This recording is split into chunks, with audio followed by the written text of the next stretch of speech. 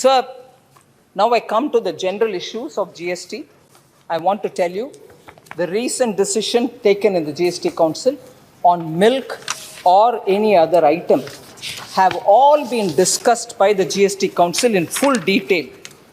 I just want to highlight the fact that any GST Council decision is a decision of the GST Council in which all the ministers are present.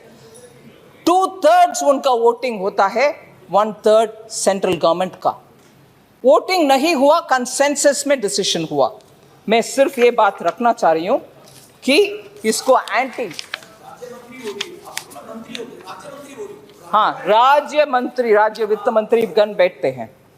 सो इसको anti poor बोलने वाले, एक minute में I want to explain that.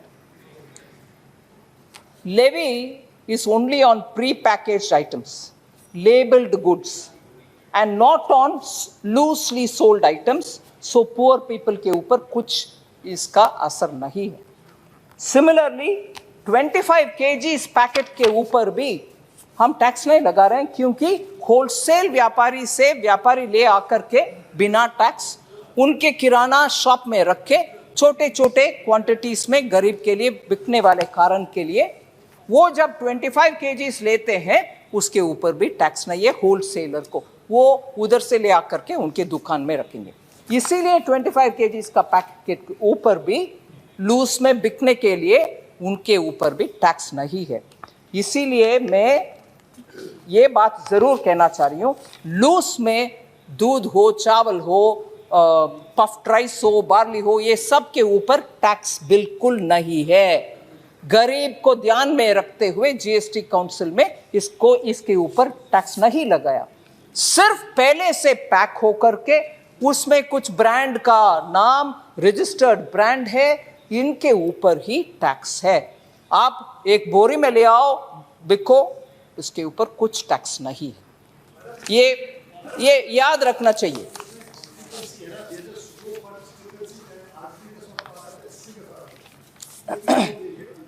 There is no discrepancy and every minister has sat through it. I want to highlight, sir, I want to tell you sir, इस decision में हम कैसे पहुंचा. इसमें 3 लेवल पर डिस्कशन हुआ. Fitment committee में अधिकारीगण बैठते हैं, उसमें राजस्थान से भी अधिकारी है, वेस्ट बंगाल से भी अधिकारी है, तमिलनाडु से है, बिहार से है, उत्तर प्रदेश से है, कर्नाटका से, महाराष्ट्र से, हरियाणा से, गुजरात से, ये सब अधिकारीगण बैठते हैं. उसके बाद ये लोग के इंफॉर्मेशन ग्रुप ऑफ मिनिस्टर्स के पास आती है. ग्रुप ऑफ मिनिस्टर्स में वेस्ट बंगाल, राजस्थान, केरला, उत्तर प्रदेश, गोवा, बिहार मिनिस्टर्स बैठते हैं. वो इन सभी विषयों के ऊपर चर्चा करते हैं, फिर इसको ले आते हैं काउंसिल में. इसमें जीएसटी काउंसिल में ग्रुप ऑफ मिनिस्टर्स दोबारा इसके ऊपर भी है. उसमें पंजाब, छत्तीसगढ़, राजस्थान, तमिलनाडु, वेस्ट बंगाल, आंध्र प्रदेश, तेलंगाना, केरला, ये सब भी भागीदारी है.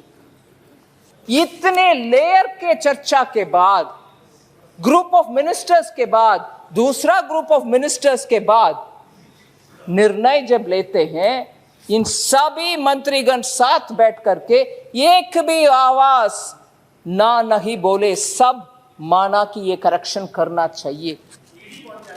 ठीक है सर. सो टोटली एक भी डिफरेंस ऑफ ओपिनियन नहीं था. सुप्रिया जी इधर नहीं है अभी, वो बोले दूध का दूध होना चाहिए, पानी का पानी. बोलो कौन इनकार किया, कौन क्या कहा, कोई कुछ नहीं के. हर लेवल में हम बढ़ करके आया. इससे लीकेज कम करने के लिए हमने निर्णय किया, मगर लीकेज कम करने के बहाने में गरीब के ऊपर कुछ भी बोझ नहीं डाला. उनका पहले जैसे ही मिलेगा, सिर्फ ब्रांडेड आइटम्स के ऊपर ही हमने टैक्स डाले. सर, ये क्रिमेटोरियम के ऊपर, स्मशान घाट के ऊपर बात बोलते हैं और व्यंग से ये भी बोलते हैं कि अगले शव के ऊपर डालोगे क्या टैक्स। मुझे दुख लगता है ऐसे बयानबाजी करने वाले के ऊपर। उनके मंत्रीगण भी इधर बैठे हुए हैं जीएसटी काउंसिल में, कोई मैं सिर्फ बैठ करके निर्णय नहीं करती, और जीएसटी काउंसिल में जो निर्णय होता है वो केंद्र सरकार के निर्णय नहीं है, जीएसटी काउंसिल के निर्णय है। और जब बात क्रिटिसिज्म करने के लिए चाहिए वो लगा लो केंद्र सरकार और मोदी जी के ऊपर, जीएसटी में ऐसे कर दिया, जीएसटी में ऐसे कर दिया।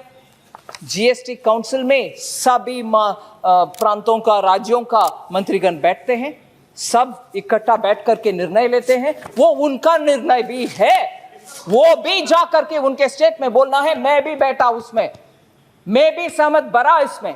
वो क्यों नहीं बोलते हैं? अंदर एक सहमत बरा दो और बाहर जाकर के केंद्र सरकार के ऊपर डाल दो। ये गलत है। अंदर तो 3 लेवल में आपने हां भरवाया, आज आकर के ये बात ऐसे पलट रही हो जैसे कि मोदी जी ने निर्णय लिया। जीएसटी काउंसिल में आप सब बैठे हैं जी। इसीलिए ये गलतफहमियां 2 विषयों में जरूर समझती हूं मैं दूर करने का। क्रिमेटोरियम के ऊपर sir, there is no GST on crematorium, funeral, burial or on mortuary services. ये कोई इन आइटम्स के ऊपर, crematorium, funeral, burial, mortuary service के ऊपर जीएसटी नहीं है। फिर भी वो डोल मोल करके वो डालेंगे और अगले शव के ऊपर भी डालोगे। अरे थोड़ा मन ऐसे बात करने में कैसे चलता है? They are fully exempt from GST. ठीक है सर, मगर अरे भैया आप ठहरो ना, आपकी इतना क्या जल्दबाजी है? जीएसटी क्रिमेटोरियम के संबंध में ये बात रखना चाह रही हूं। Construction that may be carried out for a crematorium, एक नया क्रिमेटोरियम बनाना चाहती हो, इलेक्ट्रिकल इक्विपमेंट ले आ रही हो, स्टैंडर्ड रेट उनके ऊपर बनाने वाले आइटम्स जो आता है उसके ऊपर लगाते हैं, क्योंकि वैसे भी उनका रॉ मटेरियल के ऊपर टैक्स भरकर ही आप ले आ रहे हो। अगर इसमें टैक्स नहीं लगाते हैं तो बनाने वाले को नुकसान होगा, वो टैक्स क्रेडिट ले नहीं सकते हैं। इसीलिए क्रिमेटोरियम के लिए जब इक्विपमेंट्स ले आते हो उसके ऊपर टैक्स, क्योंकि वो बनाने वाले ऑलरेडी टैक्स पे कर चुके हैं, नहीं तो आपको नुकसान में आ जाएगा। सो ये समझना चाहिए। इसमें थोड़ा पलटवार करके, गोलमोल करके बेरहम बात करना, शव के ऊपर डालोगे क्या? अरे आपके मंत्री भी बैठे हैं जी उधर। सर बहुत अच्छा, 1.5 घंटे का हो गया। एक और विषय सर, एक और विषय ये जरूर है। ये बोलते हैं कि चावल के ऊपर, दूध के ऊपर, लस्सी के ऊपर क्या आप डाल रही हो टैक्स? नहीं डाला टैक्स। लूज में खरीदो उसमें टैक्स नहीं है। ये जरूर सुनने लायक विषय है, आप सुनिए। क्या जीएसटी काउंसिल इस बार दूध के ऊपर, लस्सी के ऊपर, चावल के ऊपर, मुरमुरालू जो बोलते हैं पफ्ड राइस, उसके चिवड़ा के ऊपर अभी डाला है क्या? हम तो बोल रहे हैं ये लूज में खरीदो टैक्स नहीं है, प्री पैक्ड है, ब्रांडेड है तो टैक्स है। मगर जीएसटी आने से पहले क्या था हालात सर? एक बार मैं ध्यान दिलाना चाह रही हूं, आइटम वाइज बोल रही हूं। दाल के ऊपर, गेहूं के ऊपर, चावल के ऊपर, मैदा आटा के ऊपर, सूजी रवा के ऊपर, बेसन के ऊपर, पनीर के ऊपर, दही लस्सी के ऊपर। इसमें बहुत सारे मंत्रीगण, सदस्यगण नहीं है। जीएसटी आने से पहले पंजाब में,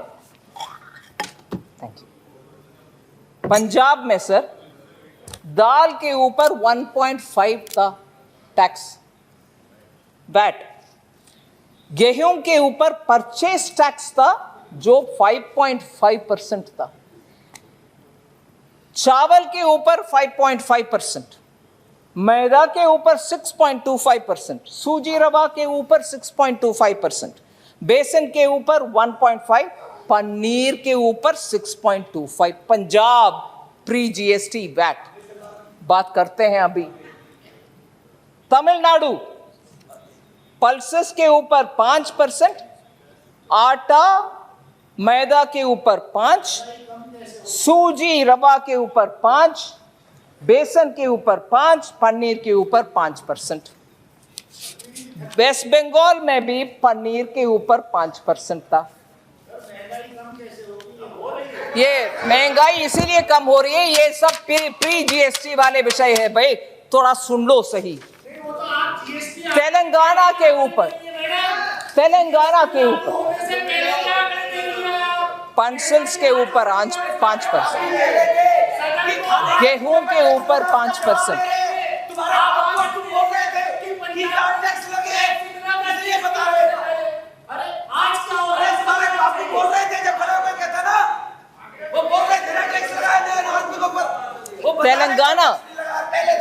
तेलंगाना में पल्सेस के ऊपर, दाल के ऊपर 5%।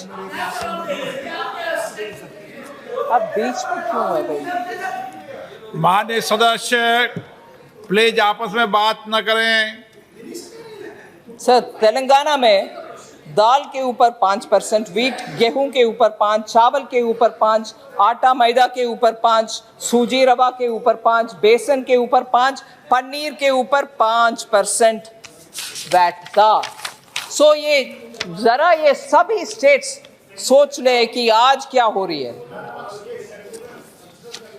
Sir, Andhra Pradesh pre GST VAT 5%, हर एक के आइटम के ऊपर, दाल के, गेहूं के, चावल के, मैदा, आटा सब के ऊपर।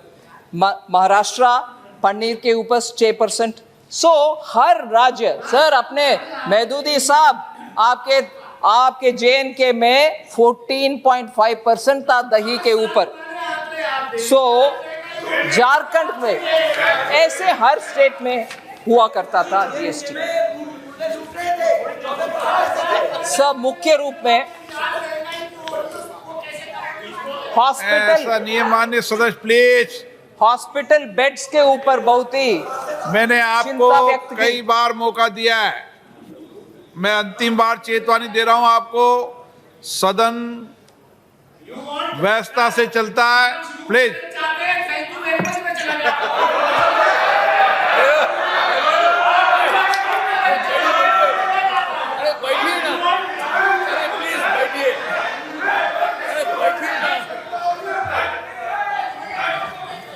हॉस्पिटल बेड के ऊपर सर जीएसटी आईसीयू के ऊपर डाल दिया, हॉस्पिटल बेड के ऊपर डाल दिया।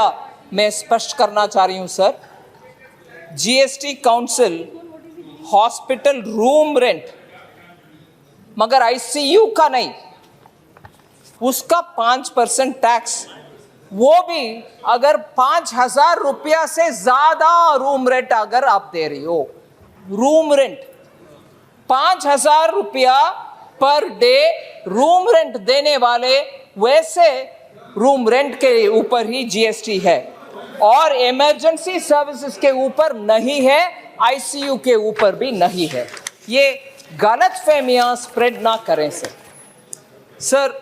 बहुत समय हो गए, फिर भी जीएसटी कॉम्पनसेशन के ऊपर भी एक विषय बोलना चाह रही हूं। समाप्त करूं क्या? जीएसटी नहीं चाहिए कॉम्पनसेशन? सर, कॉम्पनसेशन सेस 2026 तक एक्सटेंडेड है। सभी